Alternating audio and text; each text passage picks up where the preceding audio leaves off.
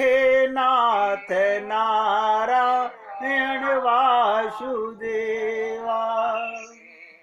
श्री कृष्ण गोविंद हरे मुरारी, हे नाथ नारायण वासुदेवा। श्री कृष्ण गोविंद हरे मुरारी, हे नाथ नारायण वासुदेवा। श्री कृष्ण गोविंद हरे मुरारी, हे नाथ नारायण वासुदेवा।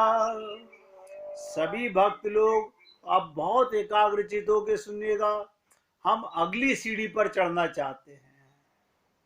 अच्छा बताइएगा, अगली सीढ़ी पर चढ़ोगे तो पैर पिछली सीढ़ी से उठेंगे या वहीं रहेंगे? उठेंगे। तो इसका मतलब क्या हुआ? हमें प्रभु प्रेम की ओर जाना है तो कदम बढ़ाना पड़ेगा। हमने कहा किसी साधना से भगवान नहीं मिलते, भगवान का प्रेम नहीं मिलता। तो साधना क्यों कराई जाती है, ये भी हमने आपसे चर्चा की। साधना से केवल अंतःकरण शुद्ध होगा, पात्र बनेगा, प्रेम मिलेगा स्वरूप शक्ति के कारण। अब मैंने कहा आपसे कि गुरु के द्वारा मिले, भगवान की कृपा से मिले। गुरु के पास भी कोई ताकत नहीं है, ये नोट करो इस बात को। गुरु भी भगवान की कृपा ही दे सकता है, लेकिन बर्तन हमको तैयार करना है, पात्र हमें शुद्ध करना है, अंतःकरण शुद्ध करना पड़ेगा।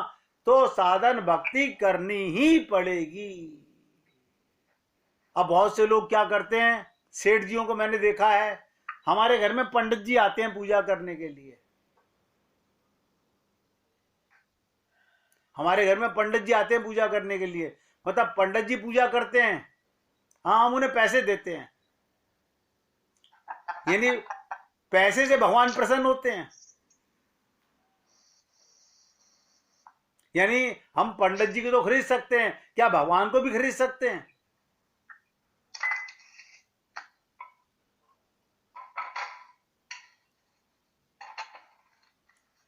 इसलिए मेरे भैया, भक्ति 9 प्रकार की, मैंने आपसे कहा भागवत के अंदर 25 प्रकार की भक्ति भी है,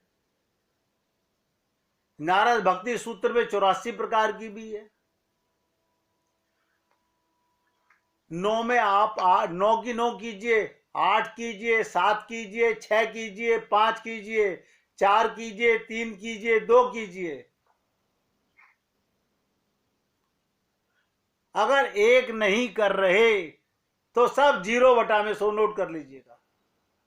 देखिएगा, एक के आगे 0 लगाते जाओ तो संख्या बढ़ती चली जाती है। एक को हटा दो तो क्या हो जाती है? सब 0/100। अब तो सरलता से समझ आ रहा होगा। एक, जिसे गौरांग महाप्रभु ने कहा मनेर स्मरण प्राण, अगर मन स्मरण नहीं कर रहा, मन भगवान का रूप ध्यान नहीं बना रहा। कल भाई साहब ने पूछा कि भगवान का सामने कैसे आए, तो हमने कहा मन से। जाकी रही भावना जैसी, प्रभु मूरत देखी तिर जैसी। आप मुझे बता दीजिए कोई भी संत महात्मा किसी धर्म का जिसने सुमिरन ना कहा हो।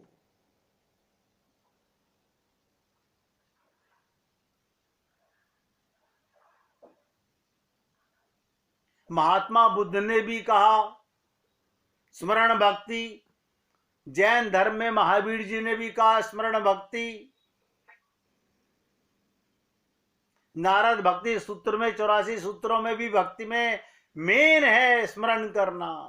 नवदा भक्ति में भी स्मरण है, और सुखदेव परमहंस ने भी 3 भक्तियों में स्मरण कहा। ये स्मरण जो है ये समस्त भक्तियों का प्राण है। देखिएगा, कल मैंने इसका एग्जाम्पल भी आपको दिया था। जैसे शरीर में से प्राण निकल जाते हैं, हम ही, किसी गैर की मत कहो, हम ही अपने कितना भी करीबी रिश्तेदार, माता पिता क्यों ना हो, हम उसे पलंग से उतार के नीचे लिटा देते हैं। इसका मतलब जाने अनजाने में हम आत्मा से तो प्रेम कर रहे थे। जैसे पता चला ये मिट्टी रह गया, उसे ले चलो। तो ये शरीर को जीते जी मिट्टी नहीं समझ सकते। कल तो तुम देखने आओगे नहीं, मिट्टी बनेगा। जीते जी मिट्टी को मिट्टी मानने में क्या बुराई है। शरीर में जब तक प्राण है, कोई गीद आपके ऊपर नहीं मंडराता, ना कौवा मंडराता, ना चील कौवे नोचते। जैसे ही भगवान और आप इसमें से निकले, उनको भी खबर हो जाती है बेकार हो गया, ये खा जाओ।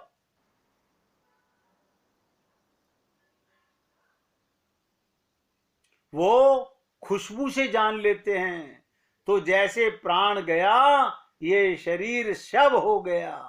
उसी प्रकार मैं आपको ये बात बताने के लिए उदाहरण दे रहा हूं। स्मरण नहीं है भगवान का, अगर छोड़ दो स्मरण, भक्ति छोड़ दो, स्मरण ना करो, तो बाकी सारी भक्तियां 0/100 हैं, कोई लाभ नहीं मिलता। सुबह से शाम तक राम राम करते रहो, कोई लाभ नहीं है। हजारों भगवान का नाम लिए जाओ। गौरांग महाप्रभु ने कहा था, बहु जन्म करे यदि श्रवण कीर्तन, तबु ना पाए कृष्ण पदे प्रेम धन। जीवन गुजर जाएगा। गुरु जो लोग नाम दीक्षा देते हैं, भगवान का नाम देते हैं, वो ये नहीं बताते कि पहले भगवान को सामने खड़ा करो। मन से खड़ा करो, मन को काम दो ना। अगर मन को खाली छोड़ोगे तो ये भूत है, ये इधर उधर भागेगा।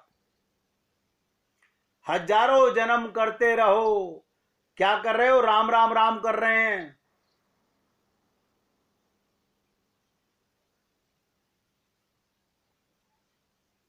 ये नहीं मालूम कि राम कौन है, श्याम कौन है, तो तुम साधना भक्ति किसकी कर रहे हो? आप सोचिएगा, आप साधना कर रहे हो, किसकी कर रहे हो? जब किसी को, मैं तो सोचता हूं कई बारी, एक लड़की को या लड़के को देखिएगा, दिखाया जाए शादी के लिए, और केवल माँ बाप की ये बात सुन ले, हम उससे रिश्ता पक्का कर रहे हैं। जिस दिन ये सुन ले, उसी दिन उसके सपने देखना शुरू कर देता है। मन ही मन में भाई, एक ही बार तो दिखाया था पापा ने फोटो, ये लड़का है, अब मैं उनसे मांगती कैसे? आजकल तो मॉडर्न जमाना है, आजकल तो माँ बाप को पसंद नहीं करना पड़ता, बच्चे पसंद करते हैं कि हम इससे शादी करेंगे। समय का परिवर्तन है, कोई बुराई नहीं है, ये भी अच्छा ही है। लेकिन मैं इस सुमिरन की बात बताना चाहता हूं। एक बार देखने मात्र से आपको उसका रूप नहीं भूलता। और भगवान ने तो कितनी बड़ी रियायत दे दी कि मन से जैसा रूप तुम मेरा बनाओ, मैं उसी में आने को तैयार हूं। इसलिए आप सभी भक्तों से निवेदन कर रहा हूं, जब तक सुमिरन नहीं करेंगे, रूप ध्यान नहीं करेंगे, हम आगे नहीं बढ़ सकते। वो भक्ति है ही नहीं। ये तो समझ लो एक गाने वाला राग अलाप रहा है, ऐसे ही आप राम राम की प्रैक्टिस कर लो। इससे क्या होगा? ये इंद्रियों का वर्क है। मुख से बोला मगर मन से बोला नहीं। मन कब बोलेगा? जब राम का स्वरूप होगा। इंद्रियों का वर्क भगवान नोट नहीं करते। उस इंद्रिय के वर्क में कितने % मन का अटैचमेंट है, ये नोट करते हैं भगवान। मन का अटैचमेंट ये नोट करते हैं। अब आप भली प्रकार समझ गए होंगे, स्मरण अगर एक भक्ति करना है तो केवल स्मरण करना है, वरना गूंगे बहरे हड़ताल कर देते। ध्यान से सुनो, गूंगे बहरे हड़ताल कर देते, ना तो हम सुन सकते ना हम बोल सकते, तो ना श्रवण भक्ति कर सकते ना कीर्तन कर सकते, लेकिन मन भगवान ने सबको दिया है। स्मरण भक्ति सब कर सकते हैं। अब आपकी इच्छा है स्मरण भक्ति के साथ नाम लीजिए, सेवा कीजिए, रूप ध्यान कीजिए, लीलाओं में चले जाइए। 1 करो, 2 करो, 10 करो, 9 करो, 84 भक्तियां करो। अब आपको फ्री है, आप जैसा आपका मन करे वैसा करो। लेकिन मैं आपको आज के सत्संग की मूल चीज बताना चाहता हूं, जब तक सुमिरन नहीं कर रहे, ये भी बता दूं आपको, शुरू में बड़ा भारी पड़ेगा, रूप बनाना बड़ा भारी पड़ेगा। लेकिन अभी आप बताइए, अभी आप सबको एक पेंसिल दे दी जाए, अब प्लेन पेपर दे दिया जाए और सिर्फ ये कहा जाए आप इसके ऊपर जो आकृति आपको पसंद हो वो बनाइए, कुछ तो बनाओगे ना। भगवान वो ही चाहते हैं, जो आकृति तुम्हें पसंद हो, जैसा तुम्हें पसंद हो।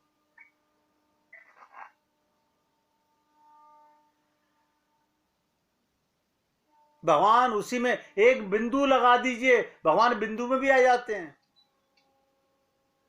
इसी प्रकार ये अनंत जन्म हमारे नष्ट हुए हैं।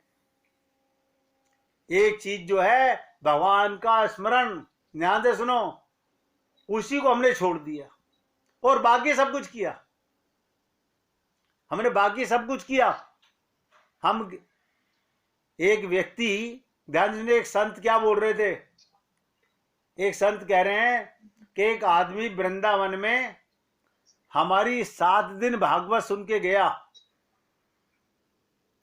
और 7 दिन के बाद में 4-6 महीने बाद वो हमें मिल गया कहीं स्टेशन पे। बोला महाराज जी आपने हमें पहचाना? बोले मैंने कहा नहीं, मैं तो नहीं पहचाना आपको। बोले हाँ, हम आपकी गीता सुनते थे। अब उसको यही नहीं पता भागवत गीता और श्रीमद् भागवत में क्या अंतर है, उसे फर्क ही नहीं पता। किसी को नहीं पता। आप सोचिएगा, गीता ज्ञान है और भागवत प्रेम है। अब ज्ञान और प्रेम में कितना अंतर होता है। वहां कृष्ण ने अज्ञानी को ज्ञान दिया, आत्मज्ञान दिया, और श्रीमद् भागवत महापुराण केवल शुद्ध प्रेम है। और भगवान ने उसमें क्या करा, अपने चर्चा से पहले अपने भक्तों की चर्चा की है कि किस किस ने मुझे कैसे कैसे प्रेम से पाया है। तो वो कहने लगे, बोले जी गीता तो मैंने कभी पाठ किया ही नहीं, मैं तो भागवत का किया था। बोले जी वो भागवत में गीता में क्या अंतर है? जैसे भाई साहब कह रहे हैं नहीं, तो सोच के देखिएगा। अब मैंने आप लोगों से निवेदन किया, मैं तो अपने आप को दास मानता हूं, सेवक हूं आप लोगों का। अरे निवेदन करता हूं कि आप एक बिंदु लगा लीजिए, बिंदु का ध्यान करने लगिए, उसमें भगवान आ जाएंगे। बस भगवान तो हर चीज में विराजमान है। भगवान ने कहा वासुदेव सर्वम, सब कुछ मैं ही तो बना हुआ हूं। अब हम चारों धाम की मार्चिंग कर रहे हैं, सुमिरन नहीं कर रहे। पाठ भी हो रहा है, पूजा भी हो रही है, जन्माष्टमी रामनवमी भी मनाई जा रही है, और हम क्या कहते हैं बड़े भगत जी हैं। भक्ति की परिभाषा नहीं जानते, कहां से बड़े भक्त हो गए, टाइम पूरा लगा रहे हैं। इसलिए सबसे मूल चीज मैं आपसे निवेदन करना चाहता हूं, स्मरण भक्ति, इसे रट लो। अगर स्मरण के बिना आप आगे नहीं बढ़ पाएंगे। हर श्वास को देखिएगा, हर श्वास को भगवान का प्रेम मानो। भगवान के होने का प्रमाण हर सांस में है। ध्यान से सुनिएगा। सुनसान जंगल में एक लकड़हारे से पानी का लोटा पीकर प्रसन्न हुआ राजा कहने लगा। एक लकड़हारे से राजा ने पानी मांगा सुनसान जंगल में, और क्या बोला राजा? हे पानी पिलाने वाले, किसी दिन मेरी राजधानी में अवश्य आना। राजा बोला, किसी दिन मेरी राजधानी में आना, मैं तुम्हें पुरस्कार दूंगा। लकड़हारे ने कहा, बहुत अच्छा। इस घटना को घटे पर्याप्त समय बीत गया। अंततः लकड़हारा एक दिन चलता फिरता राजधानी में जा पहुंचा और राजा के पास जाकर कहने लगा, मैं वही लकड़हारा हूं जिसने आपको पानी पिलाया था। राजा ने उसे देखा और अत्यंत प्रसन्नता से अपने पास बिठाकर सोचने लगा, इस निर्धन का दुख कैसे दूर करूं। ध्यान से सुनिएगा। सोच रहा है इस निर्धन का दुख कैसे दूर करूं।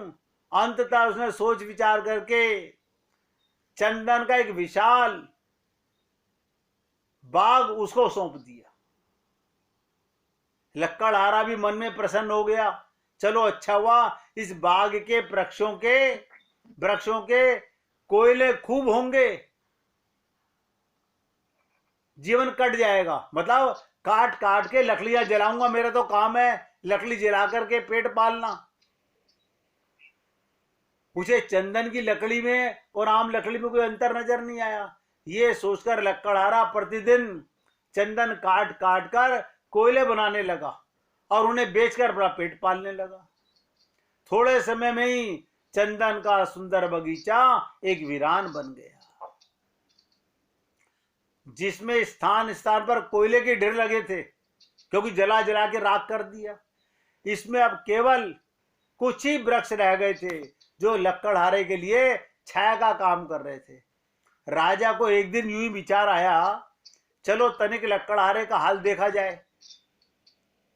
चंदन के उद्यान में गए, बाग में गए। ये सोचकर राजा चंदन के उद्यान की ओर जा निकले। उसने दूर से देखा धुआं उठते हुए चंदन के बाग में। निकट आने पर ज्ञात हुआ चंदन जल रहा है और लकड़हारा पास खड़ा हुआ। दूसरे राजा को आते देख लकड़हारा उसके स्वागत के लिए बढ़ा। राजा ने आते ही कहा, भाई ये तूने क्या किया? लकड़हारा बोला, आपकी कृपा से इतना समय आराम से कट गया, मुझे जंगल में नहीं जाना पड़ा। अपने ही बाग से लकड़ियां काट काट के कल्याण किया मैंने। कोयला बना बनाकर बेचता रहा हूं। अब तो कुछ ही वृक्ष बचे हैं, यदि कोई और मेरे को बाग और दे दो तो मेरा जीवन कट जाएगा। राजा मुस्कुराया और कहा, अच्छा मैं यहां खड़ा होता हूं, तुम कोयला नहीं इस लकड़ी को ले जाकर बाजार में बेच दो। तुम तो जला के कोयला बेचते रहे ना इसका। बोले हाँ, क्योंकि मैं सारी जिंदगी यही करता था, लकड़ी जला के कोयला बेचता था, लकड़ी के कोयले। बोले इसको लकड़ी को बेच के आओ। लकड़हारे ने 2 गज लगभग 1.25 मीटर की लकड़ी उठाई और बाजार में ले गया। लोग चंदन देखकर दौड़े और अंततः उसे 300 रुपए मिल गए, जो कोयले से कई गुना हुआ करते थे। लकड़हारा मूल्य देखकर रोता हुआ राजा के पास आया और जोर जोर से रोता हुआ अपने भाग्य को धिक्कारने लगा। आप और हम लोग क्या कर रहे हैं? कि भगवान ने चंदन का बाग दिया, ये भगवान ने चंदन का बाग दिया, इस देह में हरी मिलत है, और गुरु ने कह भी दिया। इस कथा में चंदन का वाक्य है, ध्यान से सुनिएगा। चंदन का बाग मनुष्य का शरीर, और हमारा एक एक श्वास चंदन का वृक्ष है, एक एक श्वास। और अज्ञानता बस हम इस चंदन के वृक्ष को कोयले में तब्दील कर रहे हैं। कैसे कर रहे हैं? लोगों के साथ बैर, द्वेष, क्रोध, लालच, ईर्ष्या, मनमुटाव, खींचतान आदि की अग्नि में हम इस जीवन रूपी चंदन को जला के राख कर देंगे। हमारे महाराज जी कहते थे, लोग वाक कहते हैं समय पास नहीं होता,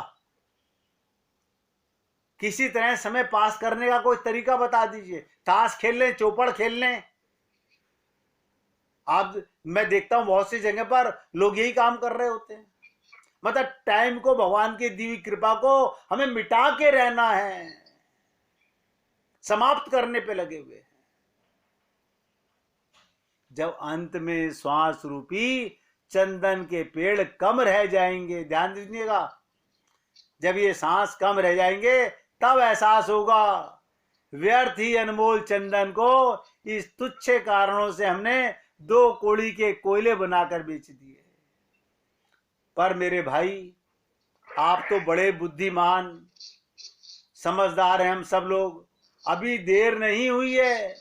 हमारे पास जो कुछ चंदन के पेड़ बचे हैं, जितने सांस बचे हैं, उन्हीं से नए पेड़ बन सकते हैं, और अपना जीवन अपनी ईश्वर भक्ति में लगाकर आपसी प्रेम, सहायता, शांति, भाईचारा और विश्वास के साथ जीवन को आज भी संवारा जा सकता है।